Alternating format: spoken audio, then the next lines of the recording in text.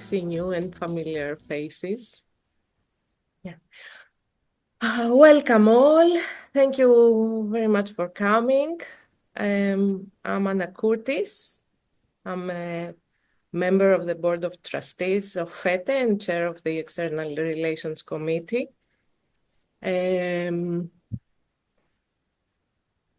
Tonight is the third and last for the season existential encounter, and we have the honor to host Katerina Zymnis, who will be talking about couple and family therapy, but working existentially. And I will introduce her to you in a minute. I just wanted a few information to give you before we start. FETE has co-organized 5 European conferences over the last years. And as you have, maybe you have read in the email or in the newsletter or on Facebook or on LinkedIn, this year is the 6th conference co-organized with Studio Esse, taking place in Rome, 21st to 23rd of May. And the theme is Wisdom in Practice, from Existential Training to Therapeutic Encounter. And you can still book your place there. You can visit our website or the conference's website for the information. And for those who are not members, you're always welcome to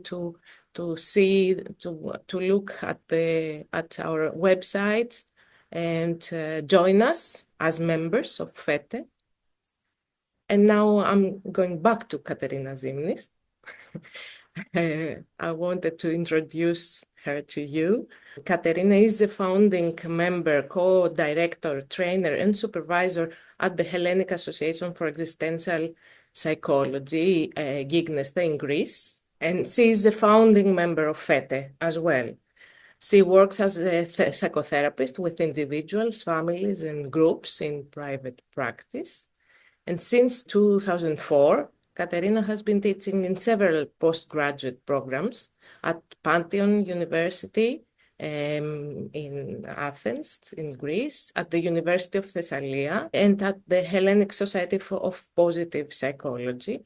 While in 2022, she joined the faculty of the Graduate School of the American College of Greece as a part-time faculty member. Having been originally trained as a family therapist, she realizes that her main area of professional interest is psychotherapy integration, the process of change, and the use of qualitative methods of research. She has contributed with her writing to several books and articles related to existential therapy and psychotherapy process and outcome. And I'm giving the microphone to you, Katerina. Thank you, Anna. It's interesting to listen to you talking about me. Thank you. That was a very warm welcome. I really thank you for being here tonight. It's so moving to see so many people that I know. I could name each one of you. I'm happy to see you and very interested in meeting the people I don't know. Thank you for being here. I love the title of these meetings, Existential Encounters. It sounds very mysterious. The topic of our existential encounter tonight is a continuation of something that has begun many, many years ago, as I was trained as a family therapist, as Anna said, since I was a very young psychotherapist. After many years of training, in 2000, I became acquainted with the existential approach to psychotherapy, because I was working at the women's prison in Athens, and the systemic view of life wasn't enough for me in order to work in such a place. So then my training, along with my friends Evgenia Georgandan, Alexis Harisiadis, and Evi Dallas, um, my working at the Athens Women's Prison, along with my meeting with my um, beloved friends and colleagues, um, introduced me into the field of existential therapy. And since then, I consider myself um, a mix of both, and many other things that life has brought up to me. Um, Lately, I have been seeing that um, working with individuals sometimes is not enough, and that I need to have in mind and to see the context in which an individual um, is living, and an idea of bringing forth family therapy along with existential therapy was an idea that I presented last May in the FETE conference in Istanbul. Since then, I've been working with a student of Yignesте on this project, Isegül Tsouchlos, Saglam Tsouchlos, and we are really elaborating on this field that is very promising. This is not something new. You will see in the presentation that there are many researchers that have been working on this combination of family therapy and existential therapy. But somehow, and I don't know why, I haven't researched why, their work has been like cited and not taken very seriously. So maybe we have an opportunity here, if some of you are inspired as well, to start working on this, because it's something which I believe is important. Human beings are part of families, and when we teach group psychotherapy in Yignesте, we always say that the only group that you cannot get rid of and never part of is your family. Even if you don't see your family, you always carry them within you. You cannot not connect to your family. Therefore, it's imperative that when we work with individuals, we see families as well. It doesn't mean that we have to see all the family. We can work existentially from a family therapy perspective with an individual, or we can work with the whole family. Tonight, I'm going to present some ideas. So my goal is just to inspire you, and maybe you get inspired, and we investigate even more on this. Anna, I would like to put a presentation. Yeah.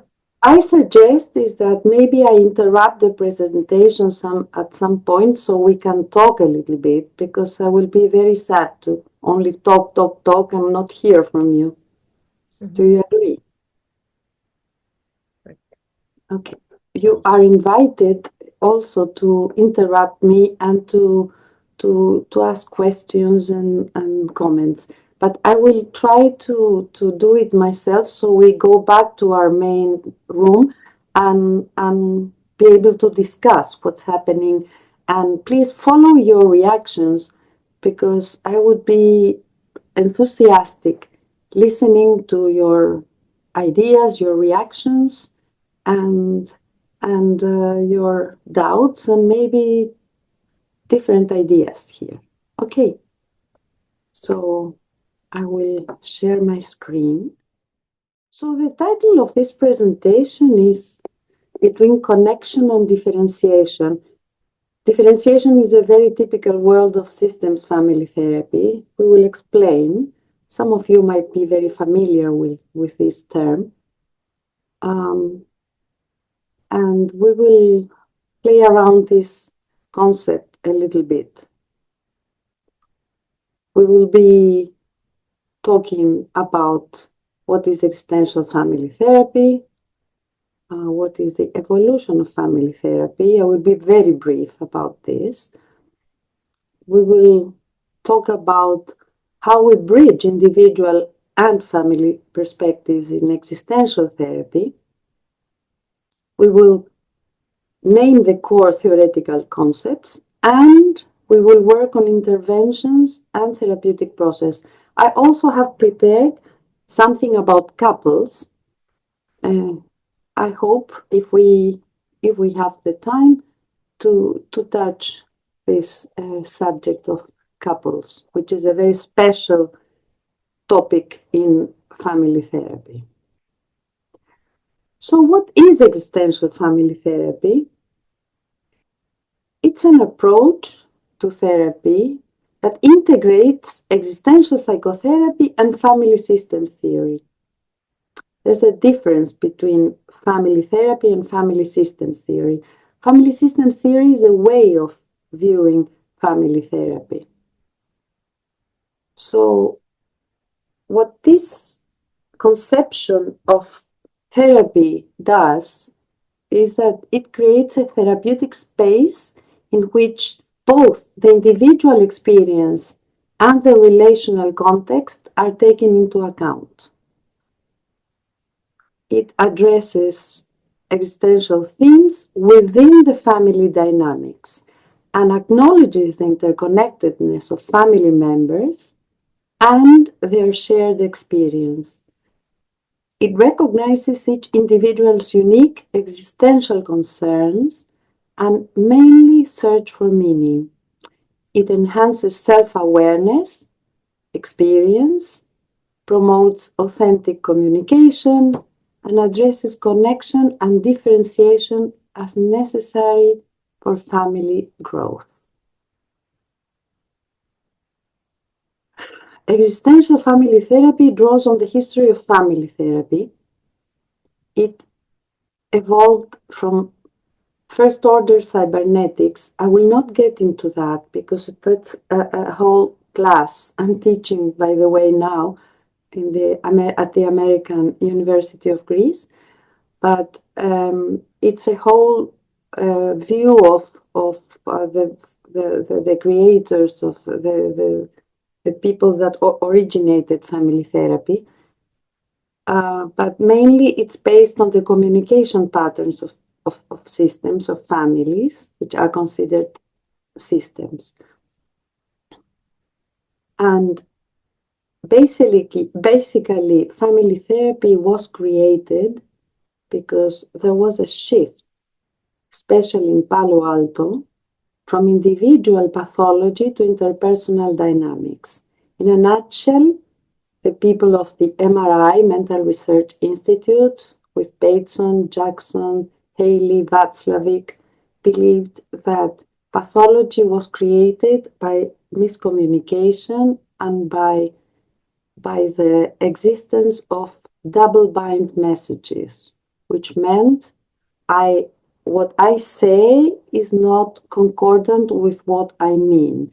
So people become confused in families and pathology is grows. I'm saying this in a very simplistic way. Of course, it is not the work of these people is worth reading. It's they talked about schizophrenia then. We know all that schizophrenia has a biological component. Nevertheless, their work laid the foundations for looking at the individual within their context. One of the pioneers in this approach is Paul Václavic, who was Austrian, and he believed that one's view of reality is the only if I believe that my reality is the only reality, this is a very dangerous delusion. So he wrote on communication patterns and on one's own view of the nature of one's relationship with that person and how it can fail to influence that person. I mean, he believed that communication is what creates behavior, pathology, and fulfillment in families. How do we bridge individual family perspectives in existential therapy? What we will do today is just explore how and when existential themes manifest within family relationships. We will also look at how the dynamic interplay between individuality and relatedness. In a nutshell, it could be how do we stay together having the opportunity of being unique? This is a problem that appears in all the families. Togetherness might mean fusion, or individuality might mean separatedness. So, how do we stay together while being unique, while being individuals? And of course, in our existential approach to working with families, we encourage the authentic communication and the shared meaning making.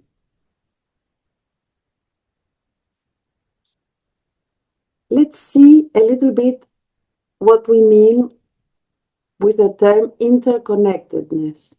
It emphasizes the interconnected nature of human existence. We all know here about the relational world. We all know, we all study Heidegger, we all study the Dasein, being in relation into the world.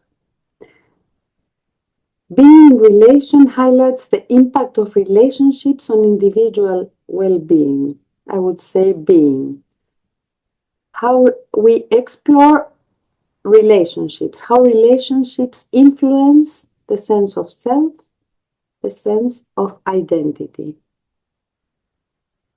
Of course, the sense of self is something that is disputed by many of our main thinkers in existential therapy.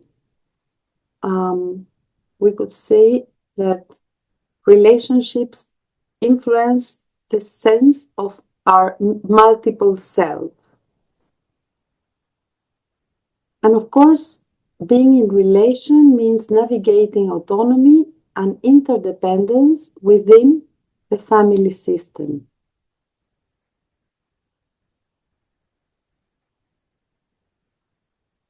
What is the therapeutic process? The therapeutic process in existential family therapy emphasizes the importance of existential dialogue and reflection. It encourages open and honest communication about existential concerns, fears, and aspirations, creates space for shared exploration and growth. This approach focuses on authenticity, emphasizes the importance of authenticity and self-awareness within the family system, helps members examine their roles, beliefs, and values, encourages living in accordance with their true selves, explores alternative ways of relating. How do family dynamics impact on a human being's experience of freedom, isolation, meaning, mortality? When do these topics arise? We will see now. When do we feel that we are connected and separate at the same time? Existential family therapy needs to find a balance between individual autonomy and connection. How does a family system support or hinder this balance? How does authenticity relate to meaning making? Encouraging members to make life meaningful while being together. Exploring shame and guilt through the process of differentiation. Facilitating shared meaning making within the family narrative. When a human being needs to differentiate from family of origin, shame and guilt are present. Families try to make life meaningful while being together. This can be a trap for some people. I want to refer to a very important thinker in family systems therapy, which is applicable today. That his theory is absolutely compatible with this approach I'm proposing tonight. It's Murray Bowen. Some of you might know him. He was one of the few family therapists who paid attention to the larger network of family relations. He didn't address only the family of origin, the nuclear family that was coming to his office, but he was addressing 3 generations above. He is the one who talked about genograms, about looking at the story of the family, and he was the one who talked about transgenerational patterns of dysfunction or success. He worked with schizophrenic inpatients and their families and researched the possible transgenerational impact of a mother-child symbiosis in the development and maintenance of schizophrenia. Fathers and siblings also were found to play key roles in fostering and perpetuating family problems. So he talked about the differentiation of self, which is the ability to separate thoughts and feelings and to balance individuality and togetherness within relationships. It is an intrapsychic and interpersonal concept. It's the ability to separate feeling from thinking. I know this sounds terrible for some of us because we're a whole, we promote wholeness. Nevertheless, this differentiation that Bowen refers to is the ability to stay together and at the same time be an individual. Differentiated people, he believed, can develop intimacy without becoming shaped by others. Differentiated people use I statements. So, how does a therapist who works from this perspective, how does he work? How do we work?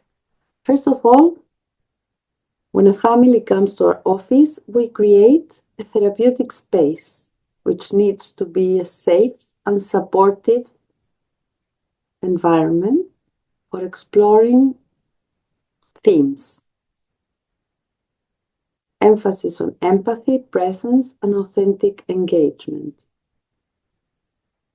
This stance differs and is absolutely different from the first order cybernetic therapists in family systems, who were observing the system and intervening on that. The existential family therapist is not different from the existential psychotherapist we are familiar with. We are part of the system that we are working with. Emphasis on empathy, presence, and authentic engagement. We are not observers of the family. We are part of the therapeutic process. There is an existential dialogue taking place. I will bring examples, but now this is a theory supporting what I'm bringing as examples. So the existential dialogue facilitates open and honest conversations about what matters. And the existential dialogue allows exploring the meaning of family experience in a very open and clear way. The interventions, which I will refer later a little bit with more detail, it's role-playing, genograms, and other experiential exercises to explore family dynamics. You might say, yeah, but this is done also by traditional family therapists. But in our proposal, it's a different way of working with genograms and role playings. We will talk about this in our next slide. We help families to experience and work through emotional blocks. We help families share narratives in the therapeutic encounter. So let's go to examples. One example that I use, and it's amazing to see what happens to observe the process, is the family drawing. The family comes, we ask them what is it that they came for, and one of the first activities that I really love to do with families is to have a huge sheet of paper, as you see in the picture, and markers and colors, and ask them, all the family, to draw a common drawing, but without talking. It's just, I want to see their non-verbal communication, how they place themselves in the room, how they choose their colors, who begins to draw, how they share the pencils, the colors, and their non-verbal language is more eloquent than anything else that can be said. Another example of working in a family with a family is a family sculpture. They share their story, and I ask them, without talking again, to place themselves in the room and to express with their body what is bringing them to our office. All these are done in different sessions. It's not all together, of course, you can imagine. Another activity which is fascinating is a family genogram creation. It is very different from the typical genogram in which we can just ask for data. We ask the family to draw the genogram together, again in a huge sheet of paper. We need to have a big table so we can draw there. And each little circle in the genogram has a story. Maybe we put a photograph. Maybe we tell the story of each family member. We invite people to share their story, their family story, their culture, their habits. Family storytelling, that's another very interesting activity.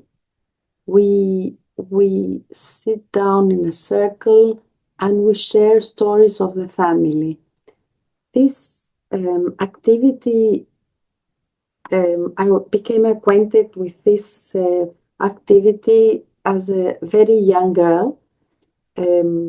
Many of you know that I was born in Argentina and raised in Argentina. I am the daughter of a family that emigrated from Europe to Argentina. And when we came to Greece to visit our relatives, and I remember going to my father's village in an island um, in the Eastern Aegean, there was this fantastic kind of family therapy thing happening every evening. All the extended family used to come to greet us to my father's house in which he was born, and we were staying there. And we sat in the veranda, and all the family, maybe we were like 20 people, was sharing stories of the family. This was such a blessing to listen to all the ancestors, to all the stories happening in the village, to some gossip, to some funny stories, to some sad stories. They talked about success, about loss, about love, about um, sometimes separation, pain, suffering. That was, in a way, what I'm trying to do with families when they meet together, because in our times, this sounds like a blessing that we cannot find every day. So family storytelling is very important. Children know about the family, get acquainted with their ancestors and their culture. Another activity is family visualization, which is how would you like to see your family in 5 years' time? How would you like to visualize your life together? How would you like to, so on, so on. Another activity which I find very interesting from my perspective of working phenomenologically with human beings is the family simultaneous story sharing. This means that if a family comes and they have an issue, for example, they have a conflict on something or something has happened, I ask them to write each one of the members of the family, even the little ones that are able to write the story of what happened, each one on a piece of paper. And then all together they read their own version. This is the best phenomenological way of working with families, because each member of the family can listen to the stories and the others, how they conceived the same event in a different way. This is a way of showing that we can be together as a family, but we are absolutely different in the way that we conceptualize life and the same triggers. This is a very useful exercise for couples. Usually couples come and they share their story, but they're absolutely different perceptions of the same example, as we all know. There's another activity which I find very, very interesting, which is family dream sharing. Family dream sharing is like the vision of how I want to live my life. Again, it can be drawn in a um, individual drawing, or maybe all together drawing without talking. You can create, we can be very creative in these activities. I would like to stop a little bit the sharing, because I really want to see how we are doing. Wait, want to stop share and to have some time for questions before we go on. I'd love to hear reactions, questions, objections, reactions. You're welcome. Please. I feel very lonely here talking on my own. Hello, I would like to say something. Yes, please. Yeah. Hi, Hi. I'm from Portugal. Hi, Anna. Hello, and I just got I got the information about this meeting today by a former supervisor of mine, and I'm really glad he did it because the issue that you, Katerina, is bringing here today is it matches what I wish I can build here in Portugal, because I'm also a family therapist and have graduated from psychotherapy society here in Portugal last year. And one of my main goals and desires is to combine both of them, especially working with couples. So I'm feeling really enthusiastic about hearing about someone else that had the same idea that or the same desire that I have been feeling as well. So hopefully we will speak in the future Yes. to see how this can Not in happen, the because future. it's Yeah, immediate. like tomorrow is already the future. So Tomorrow. Yes. I would like to speak out that you what you're bringing here and what you're sharing with us is like, wow, I'm not alone in this idea. So there's something that this is like something that it really has ground to grow and to be something to work on using phenomenological approach, the existential psychotherapy approach with families and individuals. This is something that I have been feeling for quite some time now. And so thank you. I would like to share this, so hopefully we will speak soon. I was thinking, I was having ideas and really thinking, how can this be something that can come into life and really Oh, have a yeah. body? Thanks. It's coming to life, you see. Yeah, already. Yeah. We're living life. And of course, I will refer to other people that had tried to do it in the past. There are Yeah. some things that are known to us. Only when we dive into this field, we can discover them. I want to honor them, just naming them. But you see that I don't know why, it has been like latent and nothing has happened for many years. And now you see we are all okay, good. This is synchronicity, Jung would say. I'm so happy, Anna. Thank you. Thank you. Anybody else? Mind if I share a couple of thoughts? Of course. Who is Hi, Emiliano? Katerina. It's Hi. Emiliano. Hi, Emiliano. Right. Yeah. First of all, thanks. This is really fascinating so far.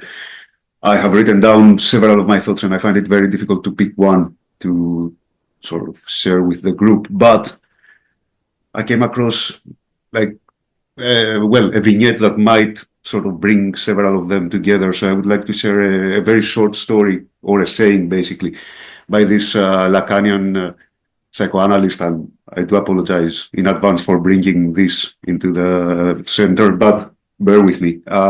Slavoj Zizek, I suppose many of you might be familiar with him. Anyway, and he, like in one of his many talks, he brings up this example of how the father instills a great source of frustration within the kid by telling the kid that, you know, tonight we're going to visit your grandma, but only if you sort of want to visit your grandma with us. And this, the way he discusses it and the way I understand it, brings a lot of this, desire to be together with other people in the kid, while not bringing the father's desire for the kid to be with him. Which, it first came to my mind when you mentioned this notion of the double bind. And I think this might be a good example of that. And I'm thinking in terms of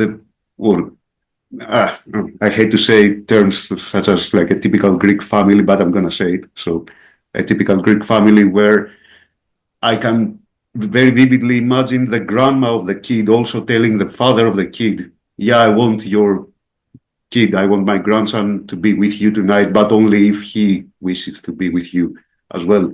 So I think this might be something to bear in mind as an illustration of several of the tendencies that were brought up so far. I'm not sure where I'm going with this. I just really wanted to share it, and thank you for this. Thank you for your talk. I'm looking forward to what's coming up next. Okay, thank you, Emilianos. You're bringing the families connections. You brought the Greek family, but I think it's an international thing. It's this tension between wanting to be together and needing to be individuals. It's a constant tension there. Others, before we go on, so we have time to see more. Yes, perhaps I may say something. Of course. Hello, Joris. Where are you from, Joris? I'm from Belgium. Hello, Joris. I'm from a group of psychologists and psychotherapists who are have an affiliation to the University of Leuven. With Zybrecht. Yes, with Zybrecht. Our regards to Zybrecht. And we are with some of us, so of a group of experiential and existential psychotherapists. Some of us are also working especially with couples or with families. And so we were very curious to take part in this, and I'm very enthusiastic about what you were saying. And I had also different remarks, and there is one thing that I would like to share very shortly. I'm working at a University of Applied Sciences in Brussels, who has an alienation with Leuven. And we had a research project where we looked for supporting fathers in families, but fathers of American culture. And so we got in touch with them and started to talk with them.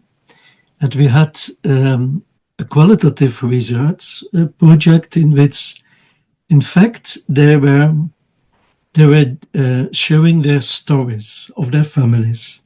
And that was a little bit, I think, as you described, of your experience in Greece. So they have still this culture of telling stories to their children and to share the stories among them. So the fathers, a group of fathers, they share their stories about their families. And that was so beautiful. And it reminded me, many years ago when I was a child, it also was something I experienced in my family here in Flanders. But then slowly that disappeared. This really sharing stories about what happened with a grandfather and a grandmother and with a brother and a sister. So these meetings. And then when you are confronted with a group of persons who do that, you feel how necessary it is, also for us. And that's part of the project. But I wanted to share this experience. This is amazing. So you see, Portugal, Greece, Belgium, we are creating our group. We need to work together because this is important. It's so important, the vision of bringing people together, sharing stories, sharing experiences, which is something that we lack today in a fast-moving world. We have no time for stories and family stories. Okay, so I would like to share a little bit more about the material because I feel we could stay forever talking. But let's move a little bit further, and I will interrupt. Maybe we don't have time to work on the couple, but let's go further because there is more to this. Okay, so let's go to our next. So we see here the examples. Those are ways of working, okay? What are the interventions and therapeutic processes? Also, it's focused on the present moment. This is nothing different from existential therapy, okay? Exploring how past experiences and future anxieties impact the present, helping families to become more present and mindful in their interactions, helping family members experience their uniqueness.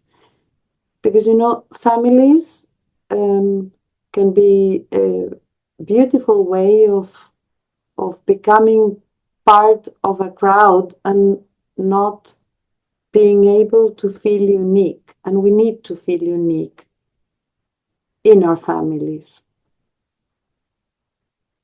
So what are the topics that most families bring to our offices? Is that it's conflict resolutions, usually it's relational problems, grief and loss.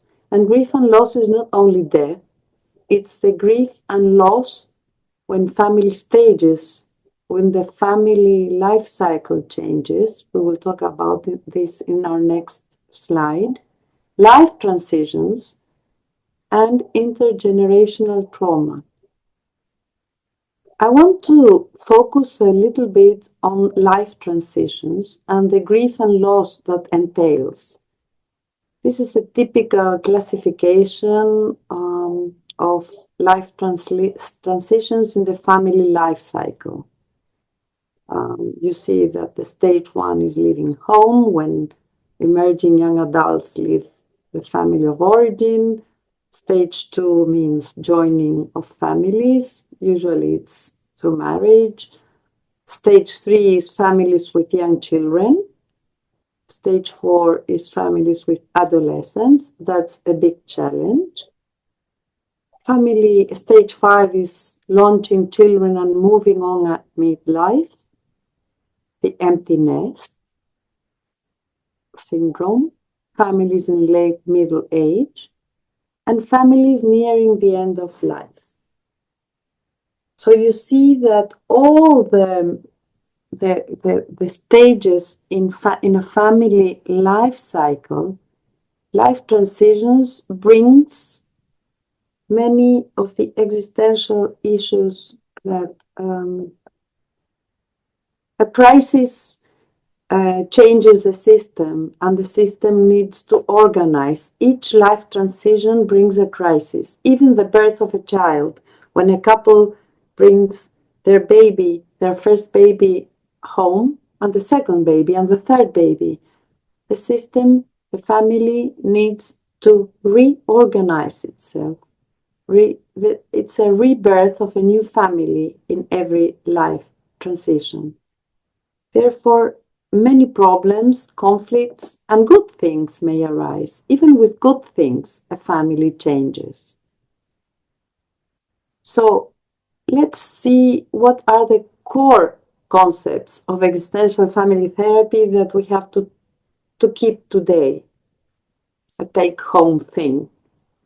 First of all, I want to pay a small tribute to people that have contributed to this. Existential family therapy is not a new thing.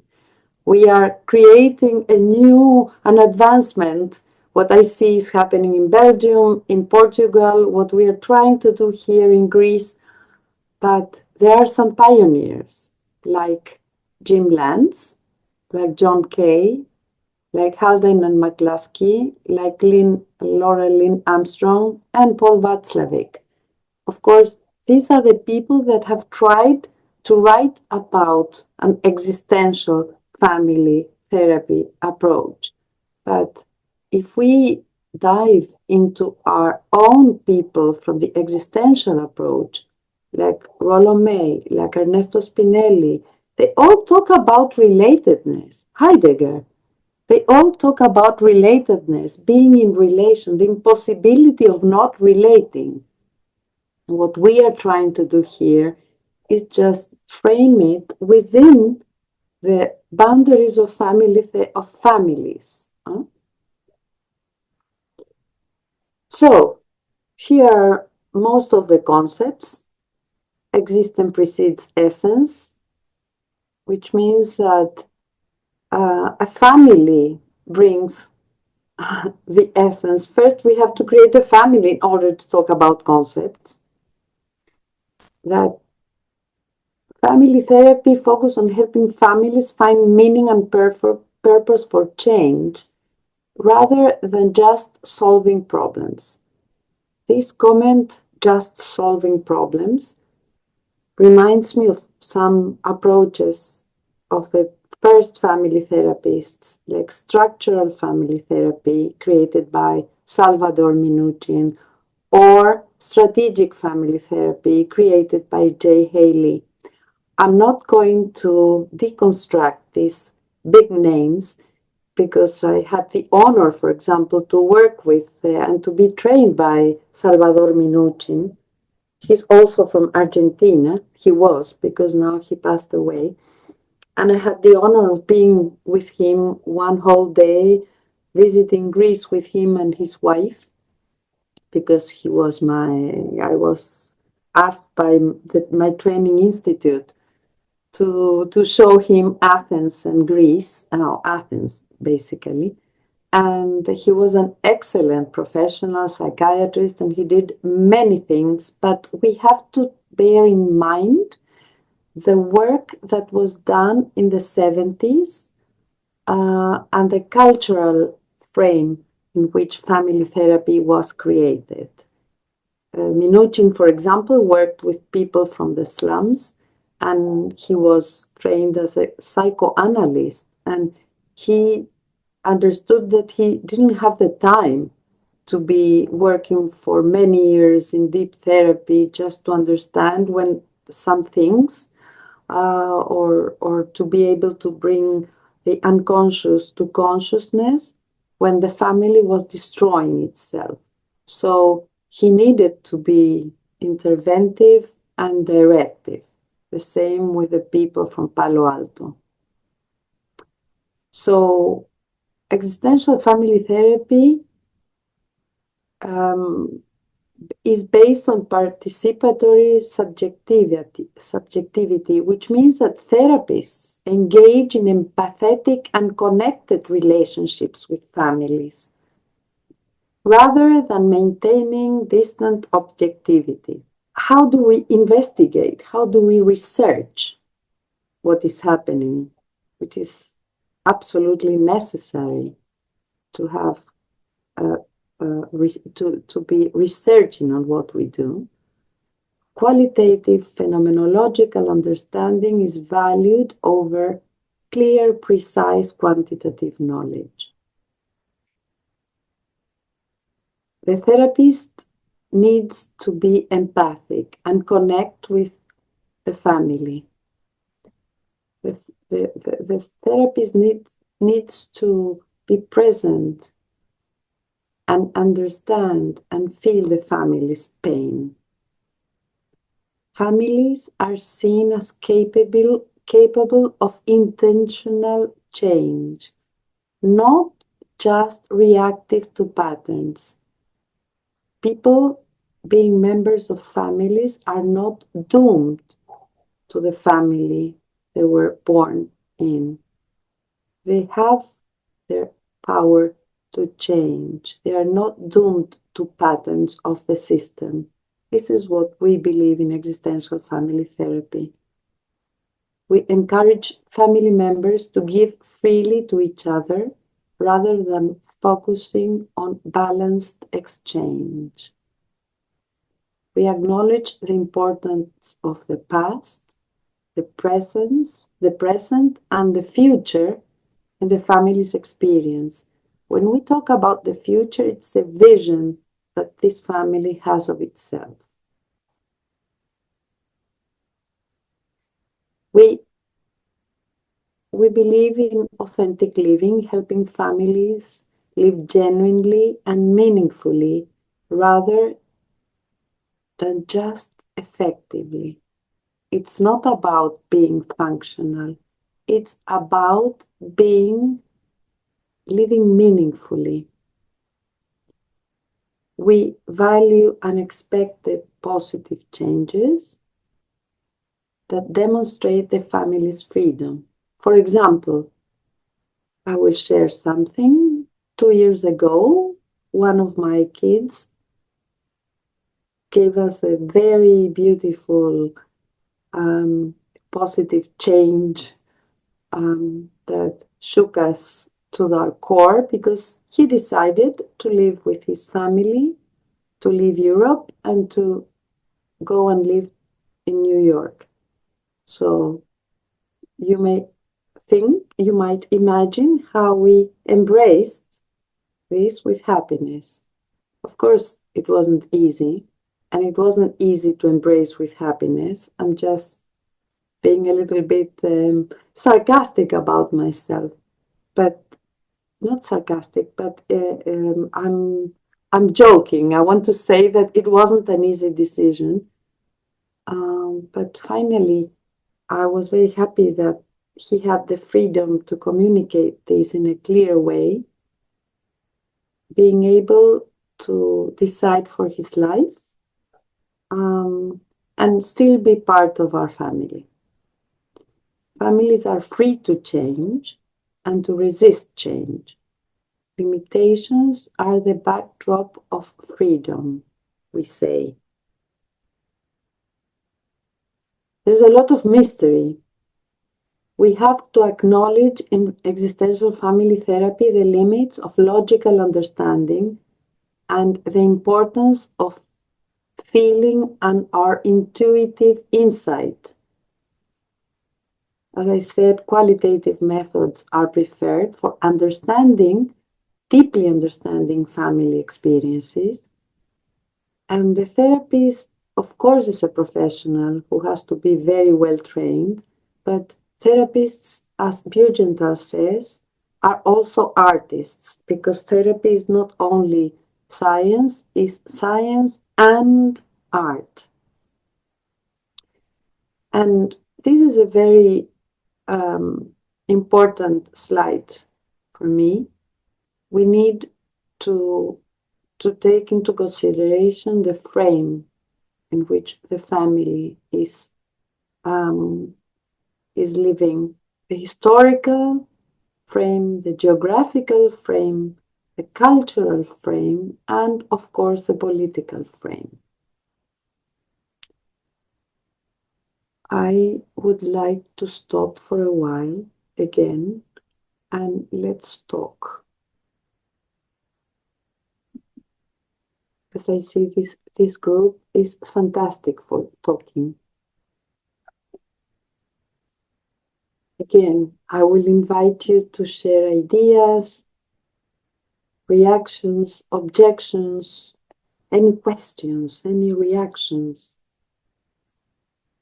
I just want to share, hi, it's Emilianos again. I just want to share how I find it very painful thinking about all those families, some not too far removed from my own, that focus so much on being functional, whatever this means, instead of living meaningfully, as you said.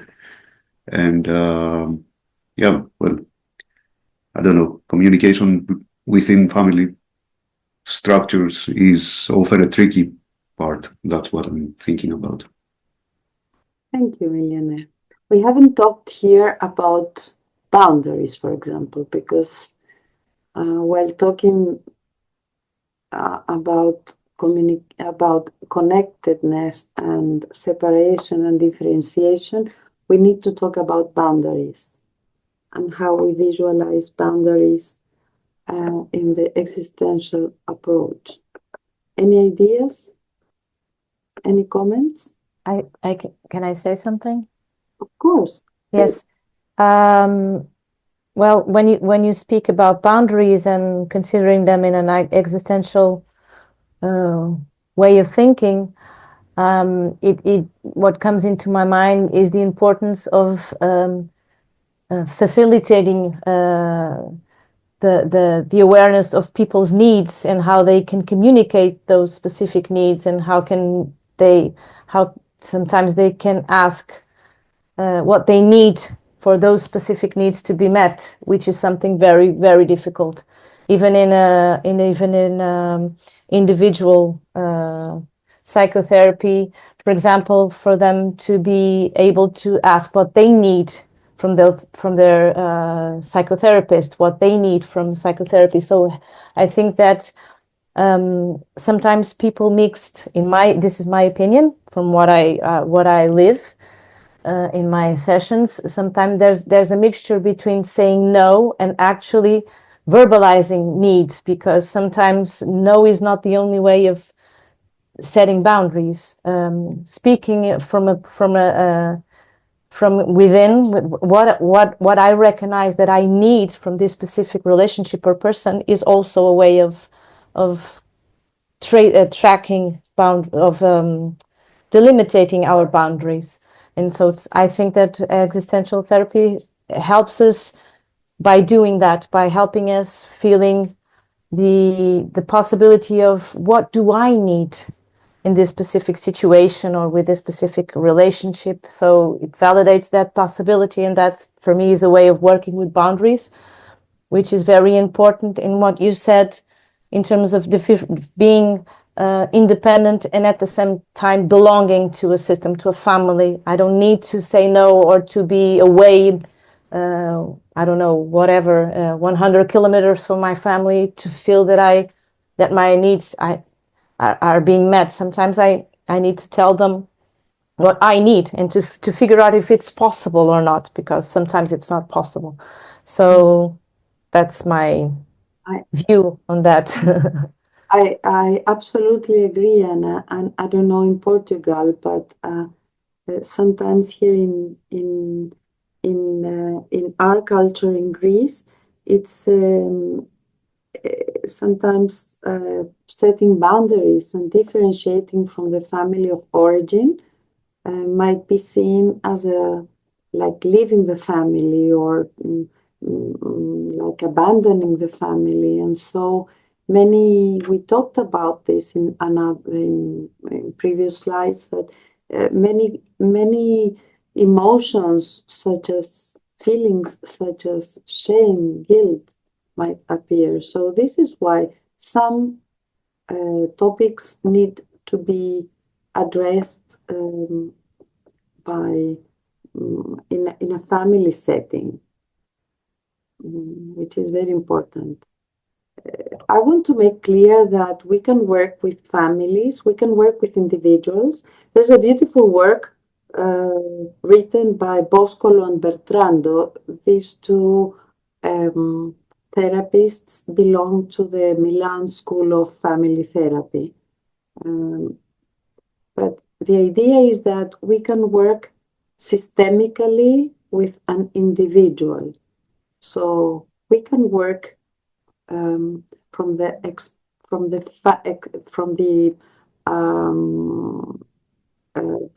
our point of view, which is existential family therapy with individuals.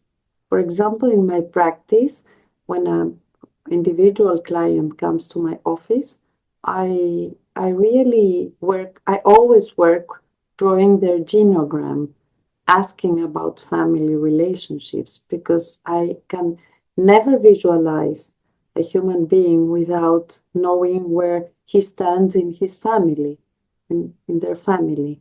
It's very important to have the family and the conceptualize, because that individual is not an island. But what am I telling you? We are all here existential therapists, and we know that we are absolutely related to others, to the world, to the universe, to our own selves, all the dimensions that Binswanger and Van Dorten talk about. Any other questions, please? Hello. Hello, Marina. Katerina. Hello, everyone. I'm here with one member of my family, my cat. Oh, beautiful cat. I'm thinking that he's a really good example of separation, combination of separation and connection. because if he wants a hug, he comes to me. But if he doesn't want, it's clear that he loves to be alone. It's so simple for him. And it was really interesting that I was hearing from you this combination. And he was here enjoying the hug. I want to ask something from previous slide. The family simultaneous story sharing. I found it very interesting, and I would like to learn more. Okay. Would you like the practicalities of it? Yeah. Let's say an example. A family comes, let's say it's the second or the third session, and usually they have some tasks to do, simple tasks. I indicate, which are not compulsory, but I suggest maybe you would like to practice on such and such.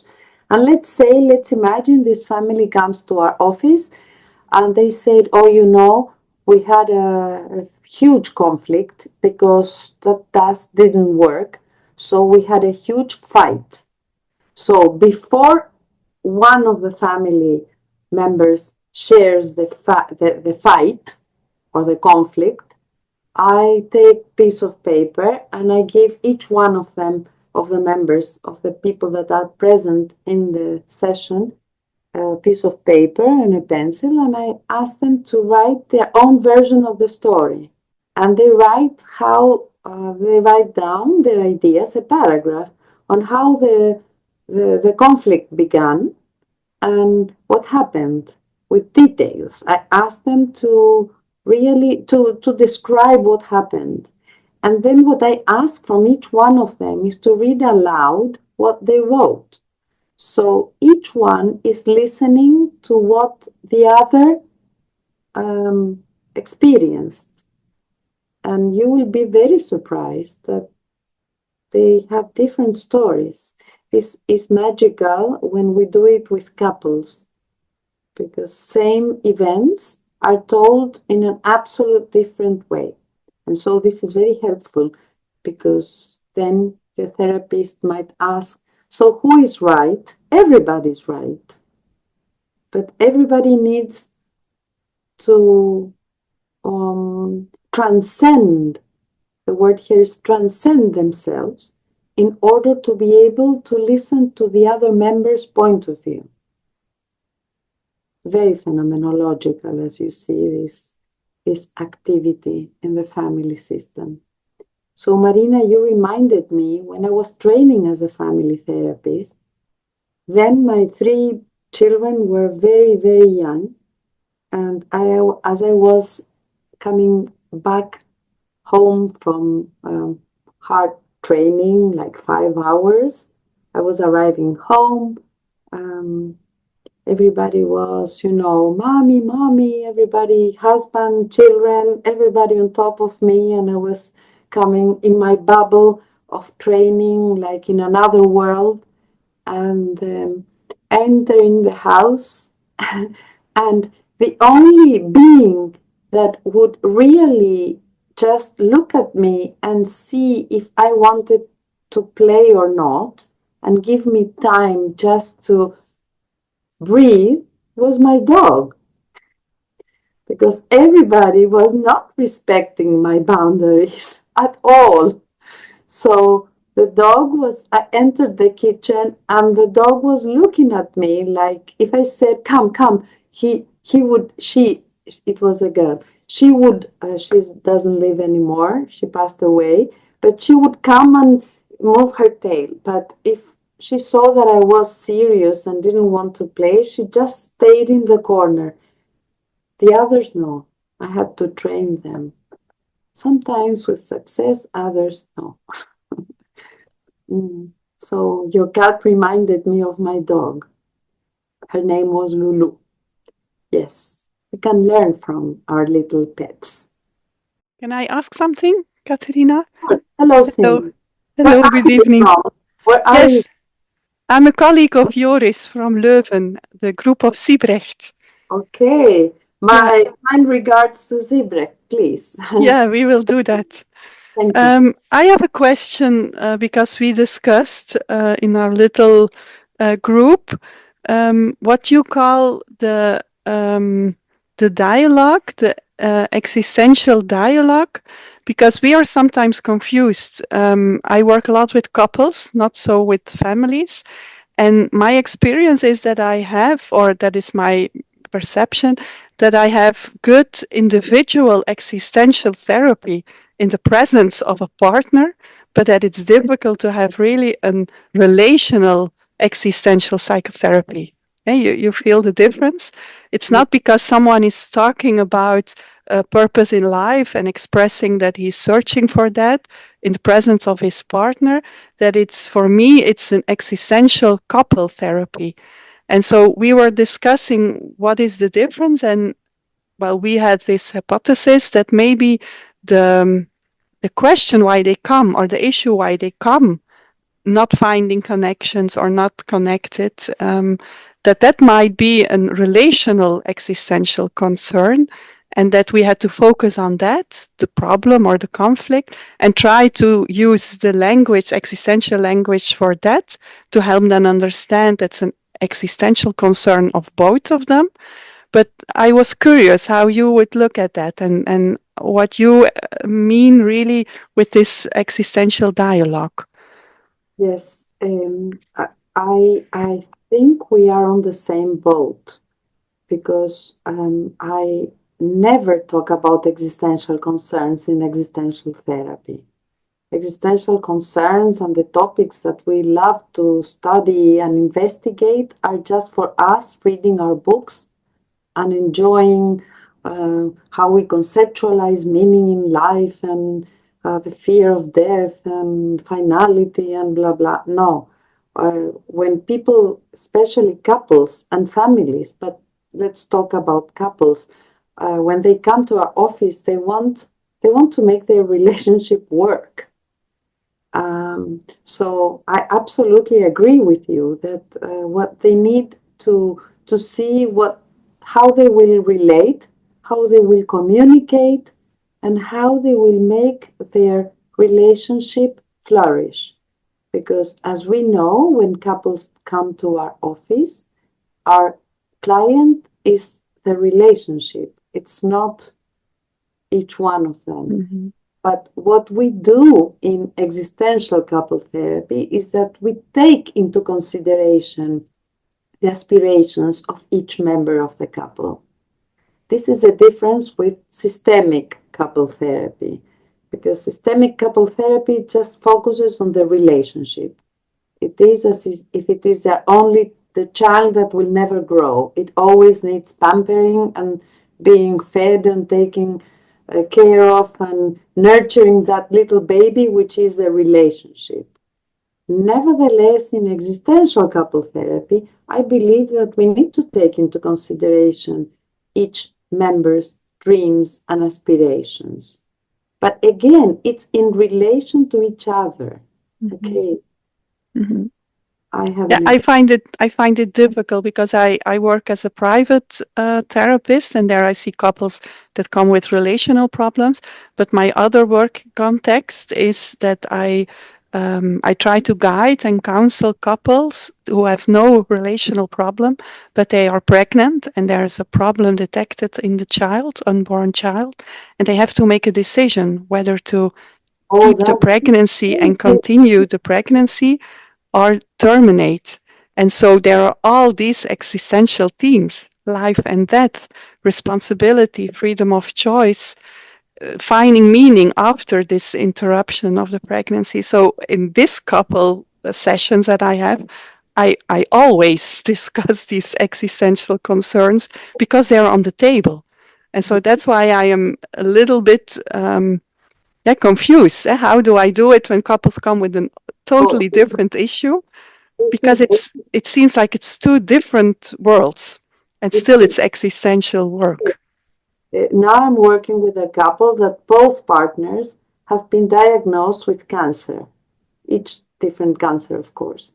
But so, of course, we talk about other issues along with the relational.